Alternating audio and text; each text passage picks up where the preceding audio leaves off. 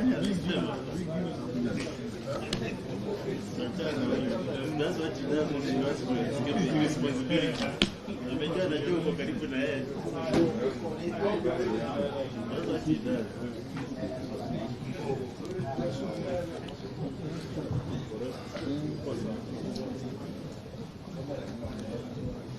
fellow looks like the way he is, like he has suspended. We are ready. Okay, fine. Thank you very much. We have got a very short statement here to make and further comments by a few of us. But I must start from the outset by saying that we are making this statement against the backdrop of very unfortunate occurrence. It's for the first time in the history of this country we are being made to understand that State House has sanctioned the enlisting of militia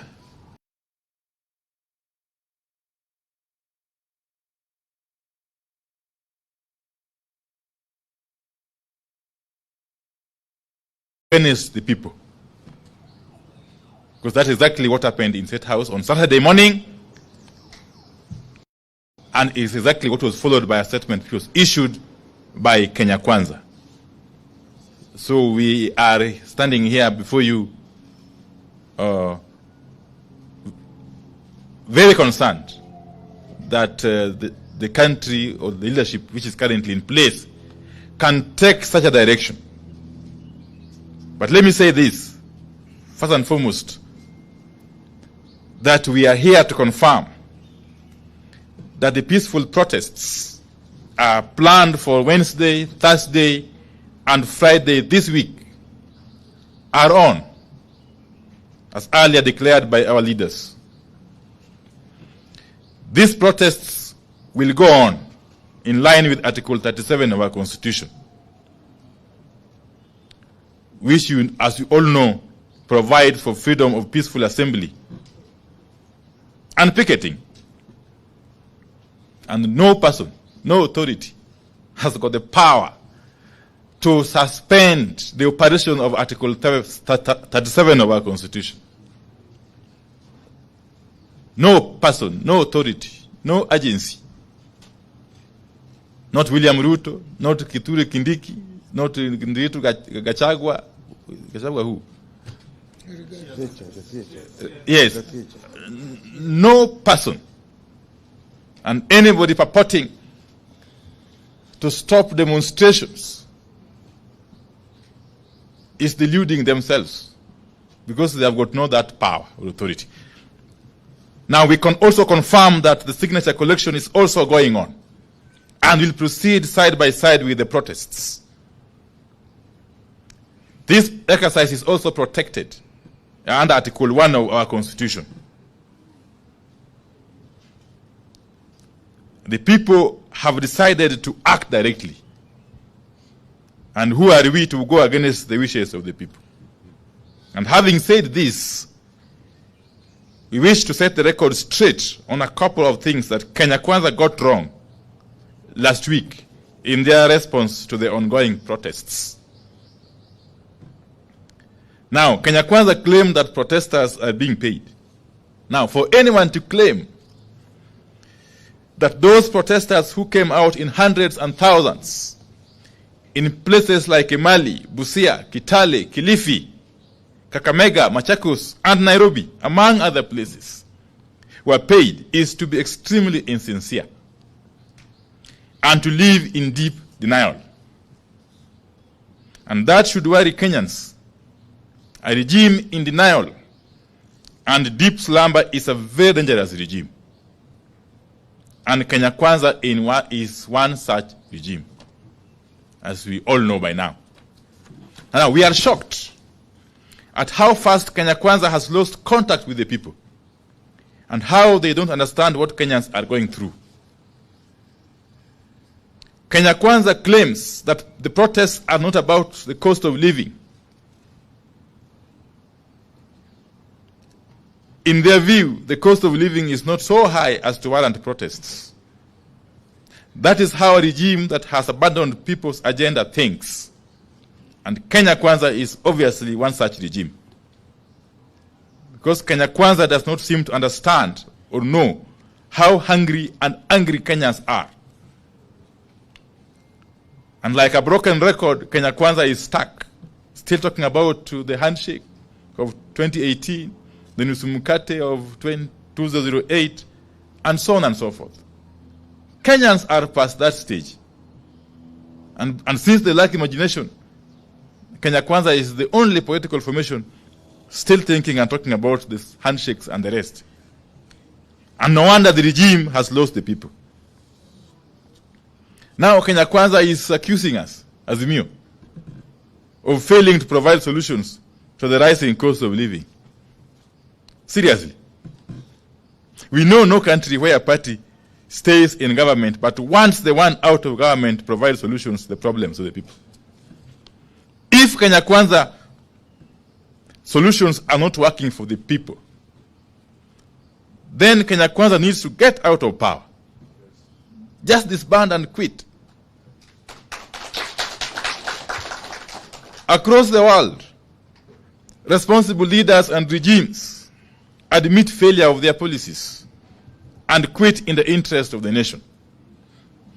Don't ask us for solutions.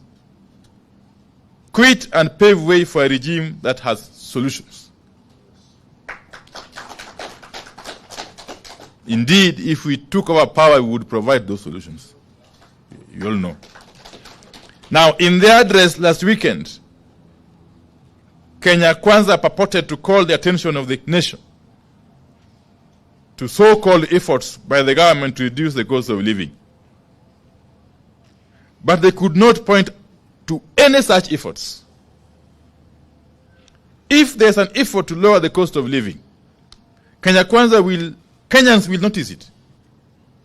And Kenya Kwanza would not need to be explaining itself or struggling to explain itself. The truth is, there are no such efforts to lower the cost of living. How can raising of taxes on fuel from 8 to 16% be classified as an effort to lower the cost of living?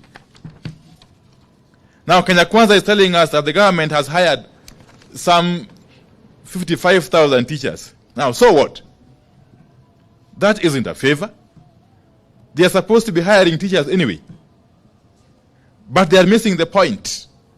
People eat food, and people want food. Even the teachers they are crying about, even the teachers are crying about the cost of living and high taxes and low salaries. Hiring teachers doesn't reduce the cost of living. What is the point in hiring a teacher, then taking away his entire salary through taxes? What is the point in hiring workers and turning them into slaves? We encourage Kenya Kwanza to move past generalities of constantly reminding Kenyans that Kenya Kwanza is a legitimately elected government.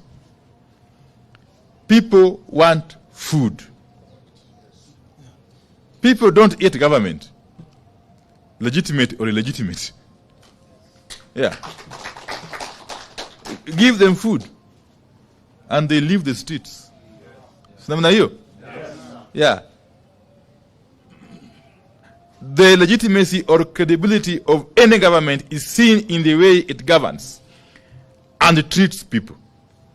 If a regime is a failure, like Kenya Kwanza is, it does not matter how legitimate or otherwise it is, because people simply want food. Now, Kenya Kwanza is talking about the Hustler Fund and the plan to roll out the next phase and so on and so forth. Now, Kenya has never had a shortage of funds, like youth fund, women fund, and you can count them. And yet again, people don't eat funds, you know. People eat food. And people don't eat in faces. Yes, people eat today, okay? And every day. So don't tell Kenyans about Hustler Fund at its next phase. Just tell Kenyans how food will be affordable now, today. And they will leave the streets. Otherwise, if you don't do that, be ready to face these people in the streets for as long as it will take. Hire your militia, as many as you want to hire, but the people will not leave the streets. Namna hiyo? Yes. So I think I want to leave it at that point and ask my brother, the Honorable Leader, Senator Mazayo, to continue.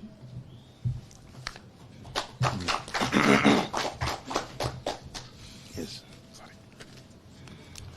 I'll continue from where my brother Opio has left. We do not understand Kenya Kwanza's obsession with saying and doing what Kenyans have not asked for. As far as we know, Kenyans have never asked for funds to be launched. Kenyans have specifically asked for the cost of goods to come down and taxes to be reduced. But Kenya Kwanza is talking about deficit and funds. We have seen Kenya Kwanza resorting to the tired and bigoted phrases like "load of violence."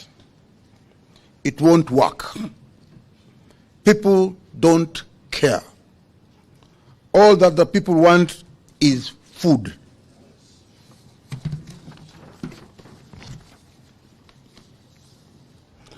And decent standard of living. If Kenya Kwanza has a price of peace, has a prince of peace who can't provide food, no amount of character assassination of his challenger will sway Kenyans. People want food. We have seen Kenya Kwanza purport to be sharing with Kenyans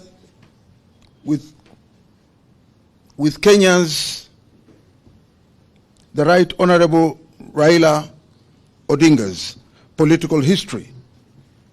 How ridiculous can they get?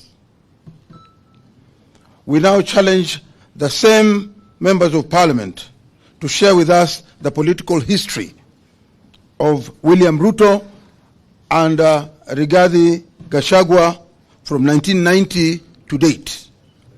They started it. Let them go to the full length.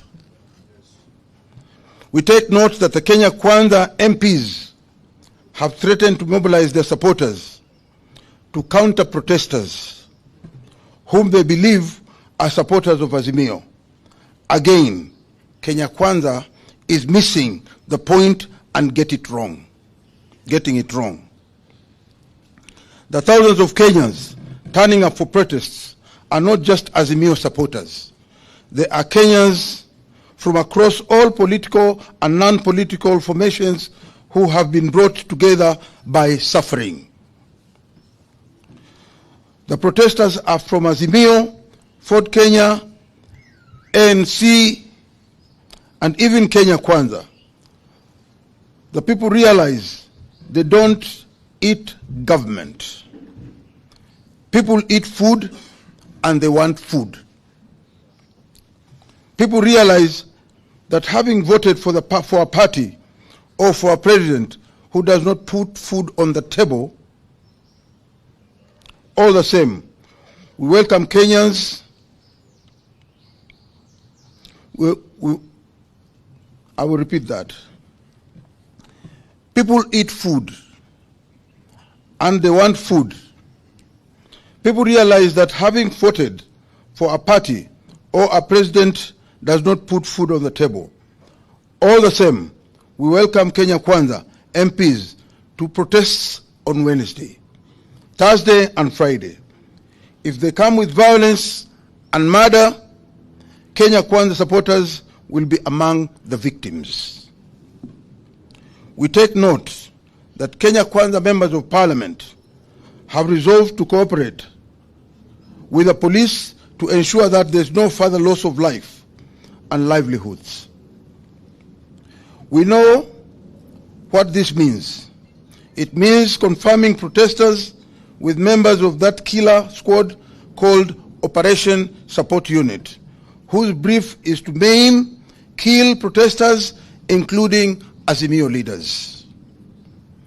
In this regard, we take great exceptions to the continued threats to life of our leader, the Right Honorable Raila Amolo Odinga, as propagated by senior leaders of the Kenya Kwanza regime. There will be a price to pay for those threats.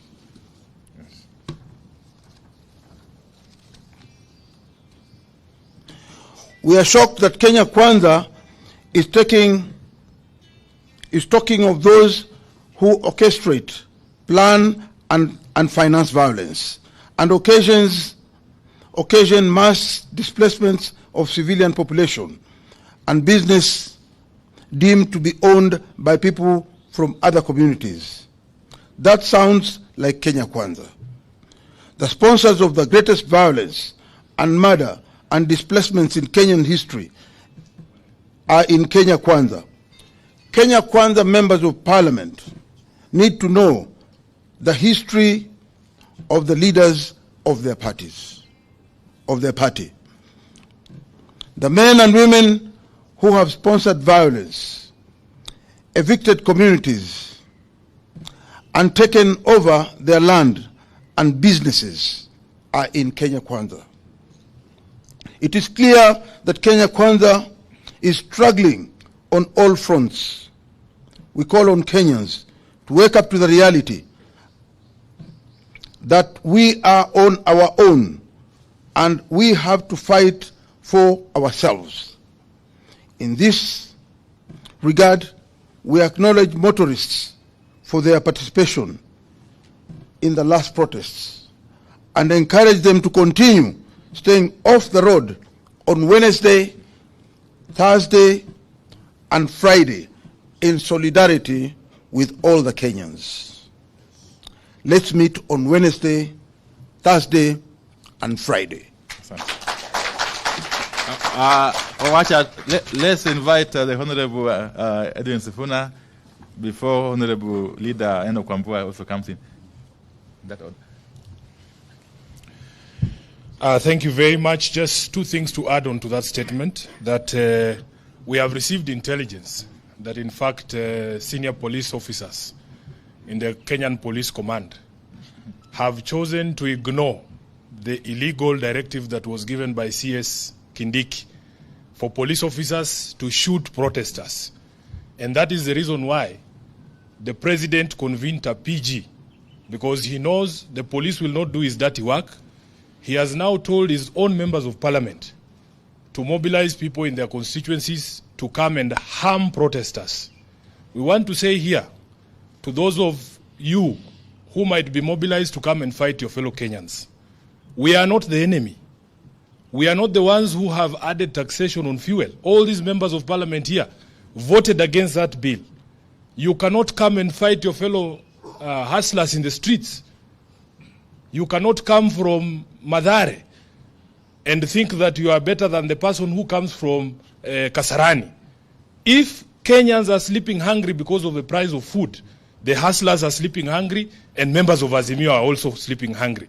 For a president to convene a meeting where he sets his own people against each other, I think we have never come to such a law in this country. And we must condemn it in the strongest words possible. I want the people of Azimio to know we have won the argument. By the time you hear a professor of law like Kindiki saying he no longer wants to hear English or Swahili or constitutional concepts, it means we have won the argument. They have no answer to the questions that Kenyans are asking them. That is why a professor,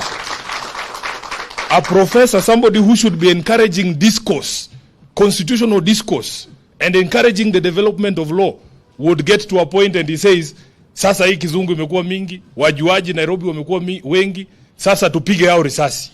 It means we have won the argument and they have no answers. Finally, we will not fight our fellow countrymen. I want to make it very clear. In Nairobi, we live as a community. Kikuyu, Luya, Jaluo, kila mtu hapa. Saile Jaluo analala njaa, Muluya analala njaa, Mkikuyu analala njaa. We will not fight our fellow countrymen. In fact, some of these members of parliament who talk, you know, we are with them in the Senate. Mtu kama Cherargei. Yeye anaweza piga nani hapa mbele vile mnaona hapa. Who can Cherargei fight here? Eh? He talks like that because he knows he's going to hide behind the instruments of violence of the state. Senator Cherargei, instead of organizing your boys to come and fight peaceful demonstrators, just come and fight Sifuna. Hey, akuje tu tukutane watu wawili. Lastly, they are crying and saying, oh, this signature thing is going nowhere. But they are actively sabotaging the collection of signatures. We have had over 1,000 attacks on our website that is being used for collection of signatures. They have even cloned the website to try and, confuse our supporters. But we are saying Kenyans want to eat, and they want to eat today. It doesn't matter how long you cover your ears. Tutapiga hiyo masikio kofi mpaka ifunguke. Usikie kilio ya Wakenya. Asante sana. Honorable Enoch Wamboa. Alafu Honorable Kenchonga. And then Honorable Senator. Thank you very much. I'll also be very brief. I will say three things. One, we must structure this conversation properly. The conflict that we are experiencing today and that we will experience on Wednesday and Thursday and Friday is not a conflict between Kenya Kwanza and Azimio. That conflict happened on the 9th of August, yes, and we won it. Yes. The conflict that we are going to experience on Wednesday, Thursday, and Friday is a conflict between one William Samoei Ruto and the people of Kenya. That's what's happening. I was really surprised to see Honorable Ruto calling honorable members and telling them to go and mobilize their people, their constituents, to fight us. Actually, I would say I am ashamed on his behalf. Because the people from those constituencies, some of them are suffering even more than people in constituencies represented by Azimio.